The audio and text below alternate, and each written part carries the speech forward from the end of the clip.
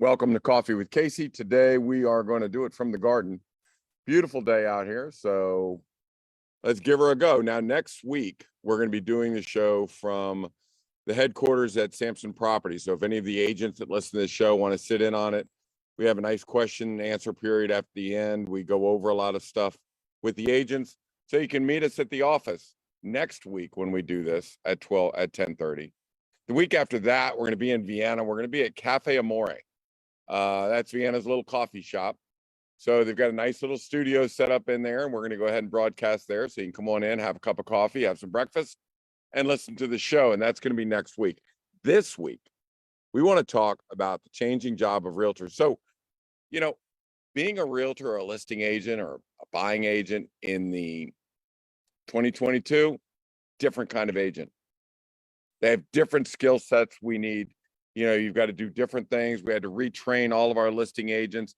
You get really into not a rut, but you get into a process that no longer really exists sometimes, but it's a whole different ballgame, and it takes different skill sets, and people need to be trained in those skill sets. So we're going to talk about that today. Where is the bottom? I mean, obviously prices are going down.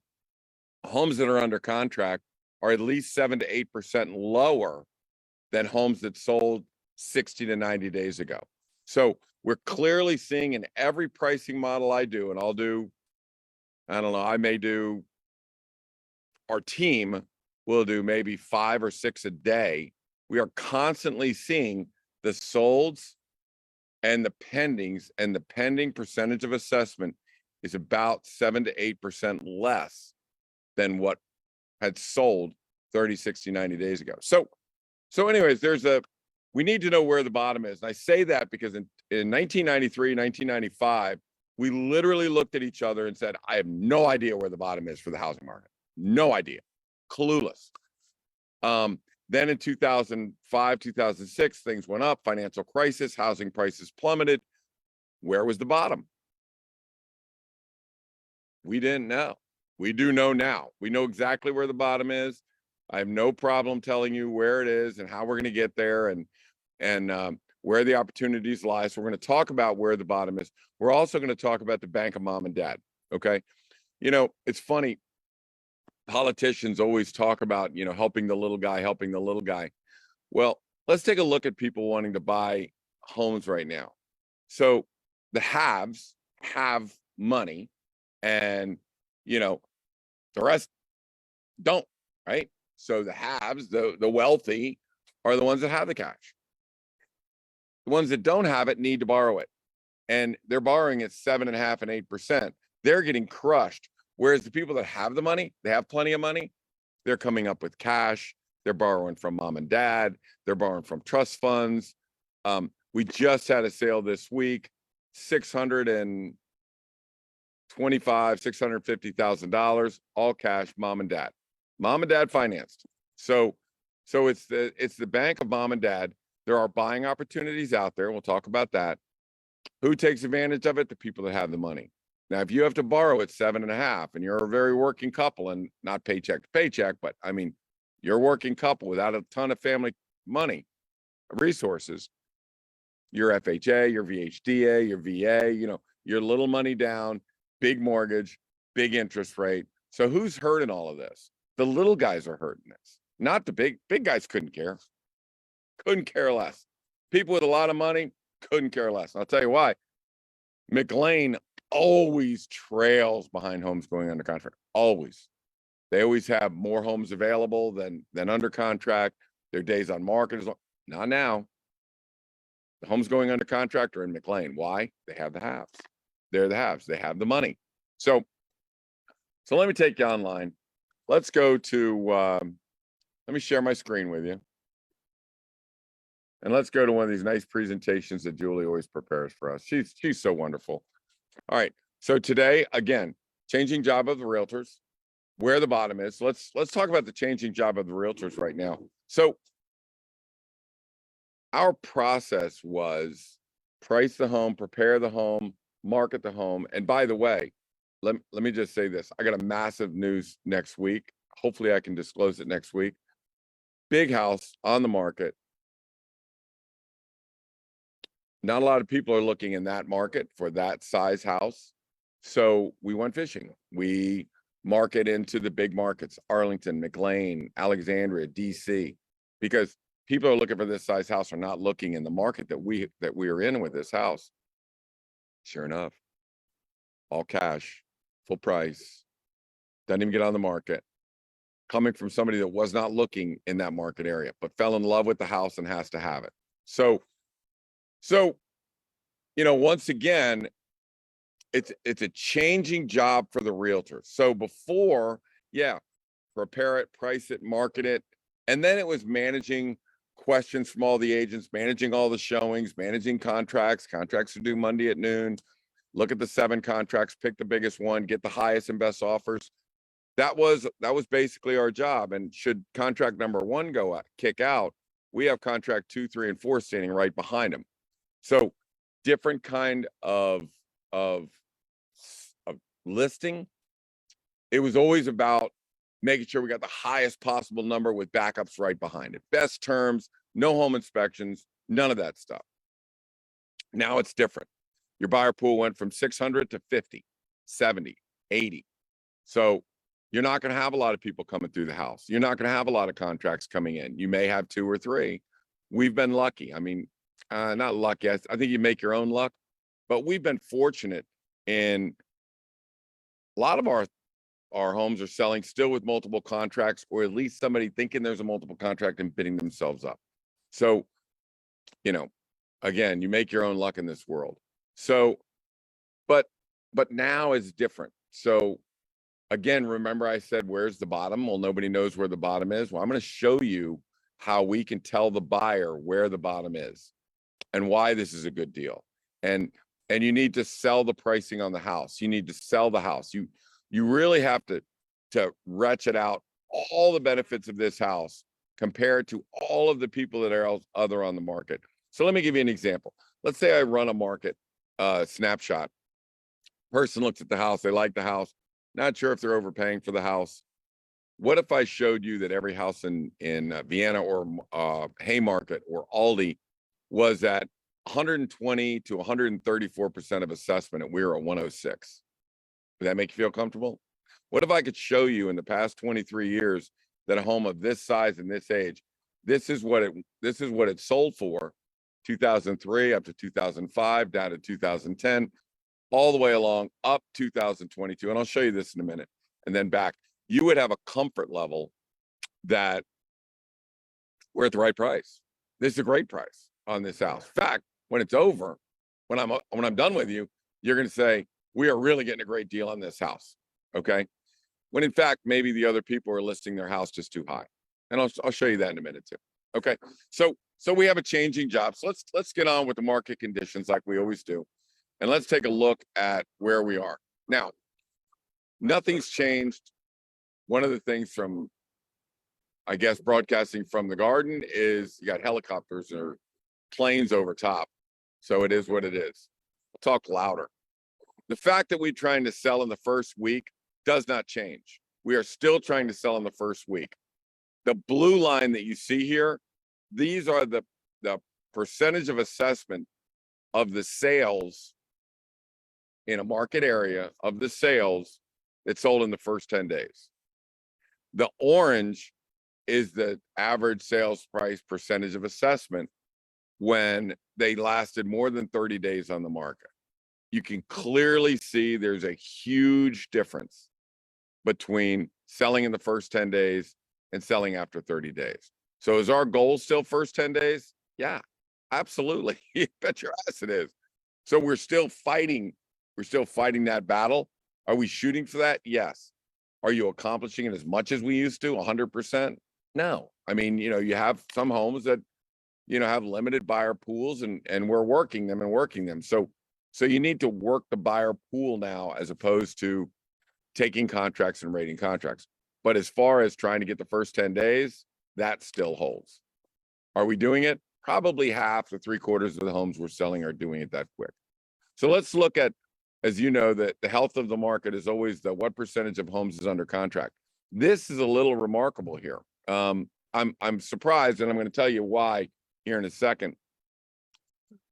So the percentage of homes under contract, if it's less than 40, it's a buyer's market, right? And 6 out of 10 houses are available, 4 out of 10 are under contract or less.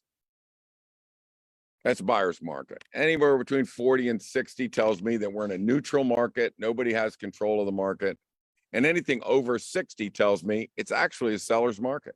There are more homes under contract than are active in that market. So I'm a little surprised at these numbers, but I'll tell you why. And it makes sense. And I really shouldn't have done this chart. I should have done the chart where I take out, there's 2 kind of homes under contract. One is pending. That means no contingencies. One is active contingent, which means it's contingent on a home sale, contingent on appraisal, contingent on something. Well, 50% of those homes kick out. So next week, I'll do one of these charts where I'm going to take the active under contract, active contingencies, and I'm going to lop those with the actives, not with the pendings. So this might be skewed a little bit, but it still shows a pretty damn healthy market that 6.5 homes out of 10 in Oak Hill are under contract, at least under contract, either with a contingency or just pending. So strong numbers, but I'll get back to you next week when we look at take out the active with contingencies. Our goal, no contingencies. We don't want a home inspection. And I will tell you, I mean, we just sold a $2 million house, no home inspection because we'd already done a home inspection. We had a perfect home inspection done by a very, reputable home inspector. They looked at it, very detailed, moved home inspection contingency. So that's what we're looking for. That's still the goal. Nothing's changed on that. So, I do a weekly snapshot, and Julie, as we speak, is putting up the weekly snapshots for McLean and Vienna and Haymarket and Aldi and Reston and Western Loudoun County and Leesburg and all those markets, Centerville, all the markets that we service are getting these right now. But let's take a look at this. This is the weekly success rate for each town, okay, compared to last week. So last week, Arlington was at 19, now 22. That shows me the market's improving, not getting worse, but getting better. Look at McLean. Remember I said the haves and the have-nots? The haves have 47% of their homes under contract, which is the strongest I've ever seen from McLean. Normally that number is down here in the 10s. Vienna has gone from 9 to 13, again, improving market. Oakton is improving. Oak Hill is I got to check on that. I don't know. Oh, this week. This is just for this week now. So for this week, they got skunked. Centerville, again, Centerville is strong. I mean, there's nothing wrong with Centerville. Centerville will put one on. We have more people favoring it. It's on Oakmere. More people favoring than we've had in, I don't know, 6 months. And tons of showings. So the confidence is very high in Centerville, which means we can be a little more aggressive with our pricing. Haymarket, still doing great, no problem. Aldi got skunked this week again. Ashburn looks great. 38% of the homes that went on the market went under contract. So these are pretty solid numbers. And if you look at, Western Loudoun got skunked and Aldi, it's just a smaller market. Sometimes if nothing goes under contract, the zero is kind of misleading a little bit. But in general, it's telling me the market is improving, not deteriorating. All right. So remember I said, where's the bottom and how do we know where the bottom is? I do one of these for every single house that we do. And this is basically this chart is for 3,500 square foot home in Vienna that's built in 1990. So I take all those homes and I chart what it's sold for, what was the average sales price of these houses. And you can see that in 2005, it jumped up. In 2010, it was all the way back down to the value line. Now, the value line is if we start at 793 and I apply the inflation rate to that price, that's the green line. So the green line is what should it sell for based on inflation. Because after all, real estate is a hedge against inflation. That's why you buy real estate. That's why you own a home, because it will inflate with market, with inflation. Hedge against inflation. So you can see here, pretty boring. It follows the line. It followed the line for 10 years. And then all of a sudden in 2022 or 2020, it started to take off. There's your 2022 price. That's what it's fallen down to. But that's where it should be. So you can see that we've actually come back down. So where's the bottom of the market? We're at it. We're at the market. I could clearly show buyers that we are back to the value line. Some are going to go a little higher, some are going to go a little lower, but we are back to the value line that we should be at. So are we inflated anymore? No. Was $1.5 million ridiculous for a house of that age and that size? Yeah, yes, it was. It was. I knew it was ridiculous. You knew, everybody knew it was ridiculous. It's crazy, but that's what buyers are willing to pay. We had 2.5% interest rates. So the question is, would you rather buy a house at 2.5% interest rates or 7% interest rates? Well, right now it's $225,000 less price for the same house.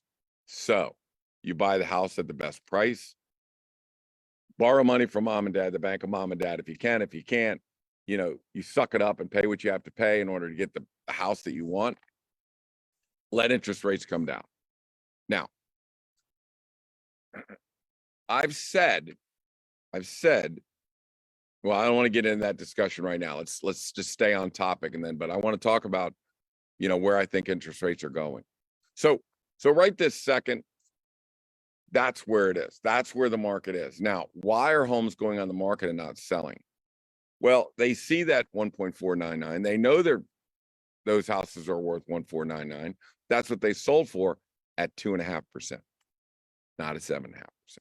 7.5, 1.375. But this is the average price of homes that are listed and unsold, withdrawn, expired, or canceled. So the people that are losing in the market are the people, and I do consider that losing because, God, to put your house on the market is a tremendous effort for a seller. And then to get rejected after 90 days or 120 days, the frustration level for a seller is off the chart. I will tell you this. There are a lot of people that are following that red line. I will not let them. I'm down in the blue line, right? So that's why our houses are selling, because we know where the prices are. I tell you again, if you have somebody that is suffering in all of these, and I'm telling you, more houses are withdrawing than selling. If you have somebody that's suffering, please have them give us a call. Have them reach out to us. If I can't handle them, we know a top medium team in the country that can handle. I don't care whether it's New York. We just had somebody in New York couldn't sell a house for 2 years because they were with an agent that all they did was rent. So we put them in touch with the #1 medium team in their county. It sold in the first 2 weeks. They got a good price and everything was done. So please, even if your people that you know, relatives, business associates are in South Carolina or Florida or New York or Georgia, it doesn't really matter. As the #1 team in the state of Virginia, the medium team, we're connected to all the other top teams. So we will find the #1 medium team, not big team, not small team, not individual, medium team. The reason for that is medium team does stuff like this. Medium teams are only 10 agents. They all do $20, $30 million a piece. The principal is involved in every transaction. So I don't want to give you to a big team where you're working with somebody that's just another realtor working on a big team. You want to work with a medium team where you can talk to the principal. You're working with the principal. They're all studs. Top to bottom, they're studs. Now, why not a smaller team or why not an individual? Because the technology today of like I said, this person wasn't looking for a $2 million house in this market. He was looking for it in that market, but we had to go find him. And that takes top professionals, top marketing people, very expensive internet technology, AI technology to find them, introduce our custom websites to that person and have them drive all the way to some place where they've never been before. So individuals can't afford it. Individuals are too busy. Small teams can't afford it. And the medium teams are the top. I mean, the top, not just any medium team, but the top medium teams. that's where the big boys, that's where the big dogs run. So if we can't handle you in Northern Virginia, we'd be happy to get you to somebody that can take care of you. We rate agents every day. So as we can see, here's the problem, right? That's the basic problem in this market today. So first of all, thank you, Julie, for setting that up. You're just wonderful as always. What do we got? We got 10 minutes. So let's talk about the bank of mom and dad. How can mom and dad help? Well, they have inheritances, they have trusts. People borrow their mortgage money against a trust at favorable rates. You know, there are a lot of parents out there that have a lot of money and they do have trust for their kids. They've spent $600,000 for them to get through college. So do they invest in down payments? Yes, they do. You want to make sure you've got at least 20% down. 20% down means you're not paying mortgage insurance, you're not paying high rates, you know, you're getting the best terms and the best everything. If you need more, then you borrow more, and you borrow from the bank of mom and dad. Now, sometimes you don't even have the down payment money. So what we do is we do what's called a shared equity, right? Where the parents and the kids will buy the property together. The parent will put up the down payment. The kid will make all the mortgage payments. Then when the house is sold, parent gets their down payment back, and they can split the equity if they want, or it goes to the kid. You're going to leave it to them in your will anyways. So putting up at least 20%, do not let your kids, and I have a lot of probably older people that listen to me, my sellers and whatnot. Don't let your kids do a VHDA loan, an FHA loan, a VA loan, because what happens is they're paying this massive private mortgage insurance. I mean, it's very expensive. So you don't want to have your kid behind an 8-ball and your money sitting in a bank getting 2, 3, 4, 5%. Take that money out, put together a quick shared equity. You know, you put up the down payment so they have the most favorable rates of all time. Now, if you want to have a deal with them where the kid pays you a percentage on your money, 2, 3%, fine. Or if you just want to, that's your contribution. He's bought his house. But I will tell you, you know, Carol and I just finished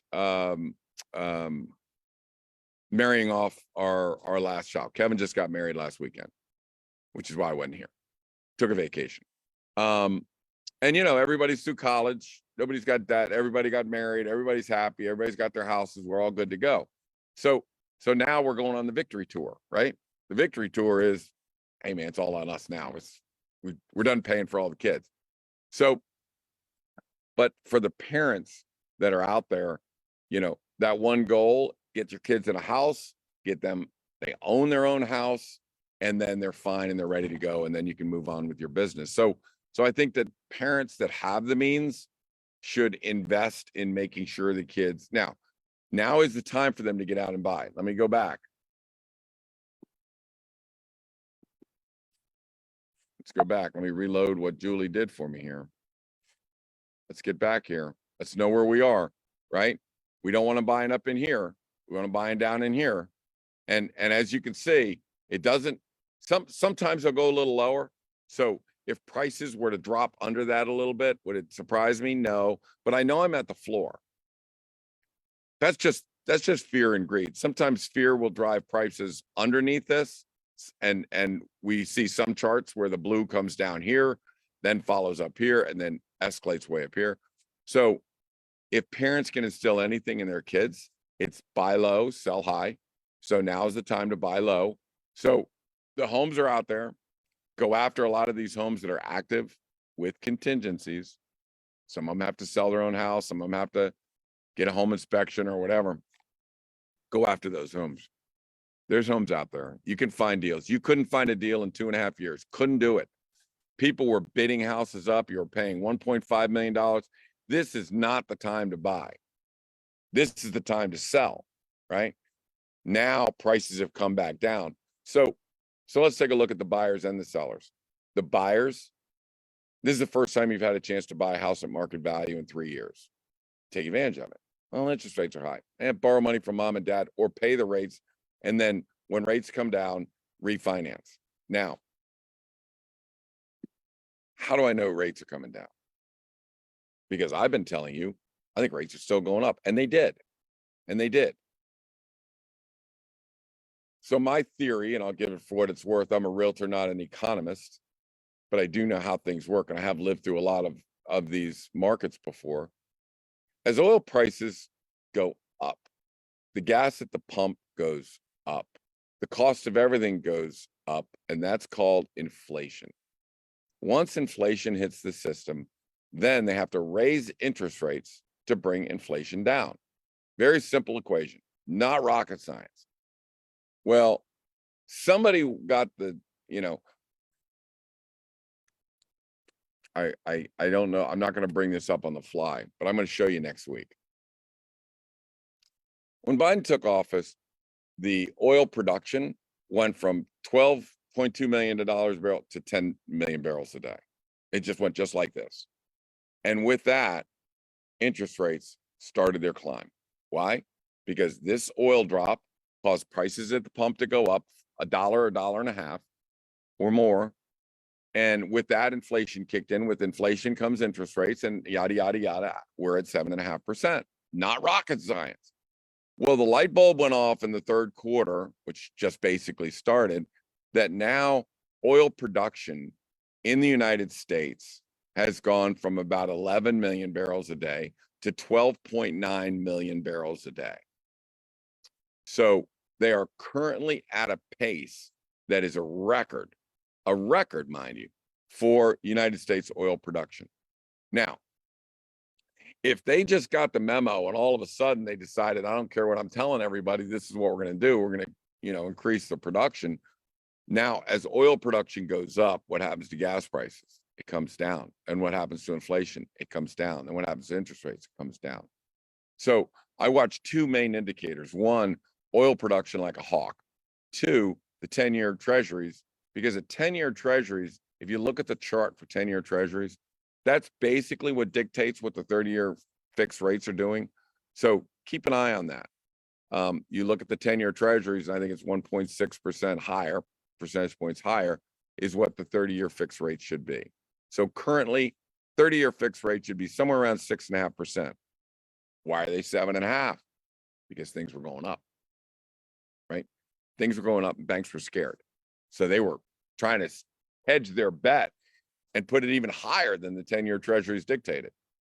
But now, as oil production goes up, you might look for the gas prices to go down. If they do, inflation goes down, cost of goods goes down, right? Because the energy, the cost of energy is behind everything in this world. So let's keep an eye on what the prices on the pump are. That will feed inflation. Inflation will feed interest rates. So if they pump 12.9 million barrels a day, and it goes up to 13.1 or 13.2, which again is over the record, then I feel confident that the prices of gas are going to come down. The interest rates will come down. The inflation will come down. And there we go. So I'm very optimistic now that rates and there's a lag between when oil production goes and gas on the pump and then inflation and blah, blah, blah, blah, blah, and interest rates. There's about a 3/4 lag to a 1-year lag. So I would look for this at least June through September, the interest rate should start falling back out. So I do have hope now that somebody got the memo that oil prices, production, shutting off pipelines and shutting off leases and producing oil in this country. I'm glad somebody got the memo. It's not a bad thing. It actually helps the economy. So let's see what happens. I'm a little more optimistic now than I was before. You've been listening to Coffee with Casey. My name is Casey Samson. Next week, you can, and the public is invited and the agents are invited. Samson Properties headquarters is in Chantilly. I'll be doing it in the studio. We will have some questions and answers afterwards. We do the show in 1/2 hour, but we spend usually an hour and a half in there. So please, come on into the show. It doesn't matter whether you're a realtor or not. It doesn't matter if you're a Samson realtor or not. Dustin, you can come. I mean, some of you agents that watch this, come on in and meet the family, man. We're not going to bite anybody. And Sam should attend too. And all the Samson agents. I get a lot of great feedback from Samson agents. So come on in and show up. Then after that, I'll be at Cafe Amore the next Thursday, and you can meet us there, and we'll sit around, have coffee, and all that stuff. And I'll have probably Billy and Morgan will be in on the show with me. So have a great show. So come on by Cafe Amore in the middle of Vienna. You know, support the local merchants, and we'll do the show from there. If you're looking for me, I'm at 703-508-2535 or Casey at CaseySamson.com. Thank you very much for supporting Coffee with Casey and listening to the show. Bye now.